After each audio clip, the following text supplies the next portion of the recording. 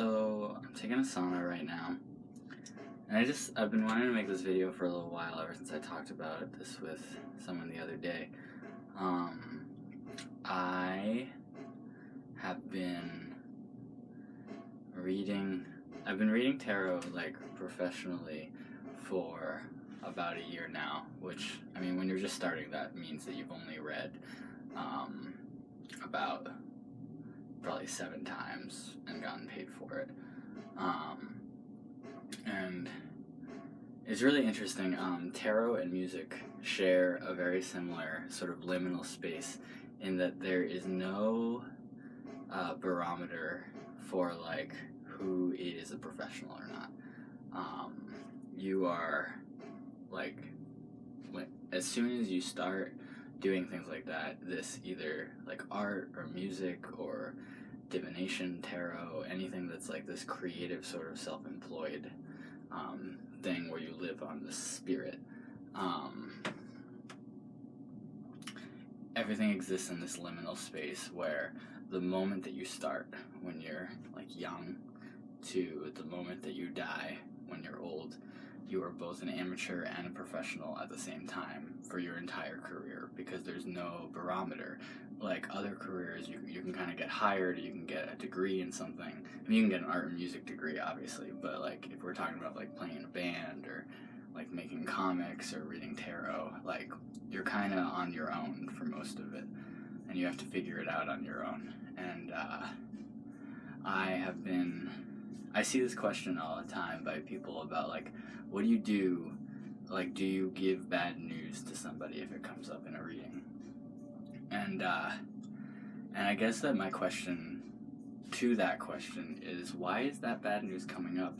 And like, is it your news to give someone? Like, just because you receive this, everyone thinks that because tarot is like mystical or whatever, that you sort of get a pass, and that you are existing on like a higher calling or a higher plane. But we still exist in the real world, with real people who have real feelings, and you are kind of just a random person who is throwing cards out of a deck and giving your opinion on stuff. And this is coming from someone who is a reader, and I believe in like sort of the mysticism and the magic of tarot cards. But there's also like people are coming to you, and like it's the way you read the cards and your opinion, and there's no way that your personal opinion can't like come into play with this kind of deal. I had a personal experience where I went in for a reading to a shop when I was first starting out, because I really wanted to like get a feel for how other people read. And I was like getting this reading from this guy, and he was basically telling me to go back to an abusive relationship because that's where my power was.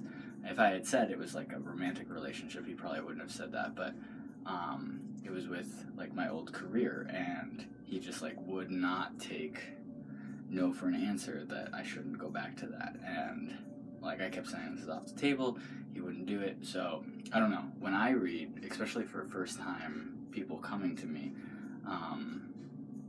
I like to, you just kind of take it easy. I mean, like when you're reading tarot, you're basically a therapist without the license to do so. And I mean, that's good. It's good that there are people outside of the medical industry who can give advice and mental health assistance to people. That's an awesome thing. But that's what you're doing, more so than like the spooky stuff. And so like if you went into a therapist and someone just started like giving you the dark and dirty, like that's not a very good first therapy session. So usually what I do is I let someone come to me, and the first session you do is very sort of just gloss over stuff. It's empowering. That's what it's supposed to be. I mean, maybe not for you, this is just my opinion, but you empower people to sort of make their own change in their life, or make things the way that they want them to be, because that's really what magic is all about, sort of like actualizing what we think is impossible and bringing it into reality. And if you just sort of be like, oh, these cards, they got some bad news for you, it's like, do they? Or like, are you dramatic? I don't know. So that's just my opinion about that, is that it's just like, take it easy on people, you know? People, like most people who want readings are just kind of like, they want fluff readings. They just want the experience, the novelty of it. And like, sometimes I feel like there's just a lot of, you know, going on when people are, I know that's a bad motion to make while I'm pretty much naked in a sauna, but that's just like, it's too much. It's too much. Sometimes it's just too much. And you gotta take it easy on people when they're coming and giving you like 10 to 20 bucks to tell them something with some cards. Now, if they come back to you repeatedly and you build a friendship and you get to know each other, then, you know, start going deeper. Also, like, I don't know, personally, like, I don't trust that if I go deep with someone, I don't know that they're going to be able to take it, or that they're not going to take it in the wrong way, or, like, I don't want to go down that rabbit hole all the time. Most of the time, I don't want to go down that rabbit hole. Like, it's very surface level for me.